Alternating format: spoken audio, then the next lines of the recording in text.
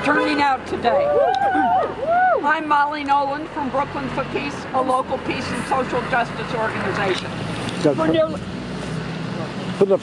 For nearly 40 years, we have been protesting wars and military spending and educating people about the awful effects of militarism on children and adults here in Brooklyn, across the nation, and around the world.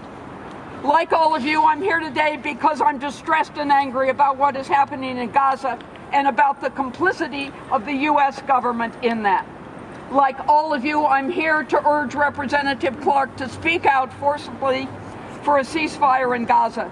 She needs to listen to her constituents who are gathered here today. That's right, yeah. She needs to listen to the hundreds and hundreds who have signed the many petitions that are circulating, asking her and other congressional representatives to speak out publicly for a ceasefire now. What Hamas did on October 7th was horrific. It did violate international law. It deserves to be condemned. But one crime, war crime, does not justify another. What Israel has been doing every day since then, for the last 2 months, violates international law. Israel has been indiscriminately bombing civilians, killing over 18,000, the majority of whom are women and children. And I just read an article this morning saying almost all the bombs being dropped are so-called dumb bombs. They're bombs you can't target with any accuracy. So they're just shooting them and it hits whomever. 1.8 million Gazans, or over 80% of the population, have been forcibly displaced. Only a trickle of humanitarian aid, water, food, fuel, medicine has been getting in. Most Gazans are lucky if they get one meager meal a day. In the next month, over 5,000 pregnant women are due to give birth in Gaza under conditions that are extremely dangerous to themselves and to their newborns. International law prohibits targeting civilians.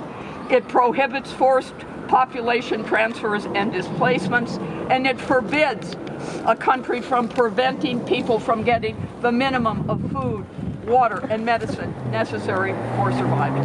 The U.S. government has been complicitous in what is happening in Gaza and in the resulting humanitarian crisis. It supports Israel's actions unconditionally by sending money and munitions. It vetoed the ceasefire resolution in the UN Security Council. Pariah. And it voted against the ceasefire resolution in the General Assembly. And then shipped more ammunition. Why aren't you speaking out about all this, Representative Clarke? Why haven't you signed House Resolution 786, which calls for a ceasefire? 18 Democrats have signed that.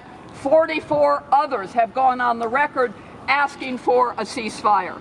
A ceasefire now is the only way to stop the horrific deaths and destruction. It is a necessary first step in tackling the deep roots of this current crisis, which didn't begin October 7th. They began in the late 1940s. A ceasefire now is the only way we can hope to work for some kind of solution that will bring justice, peace, and security to both Palestinians and Israelis. The time to act is now.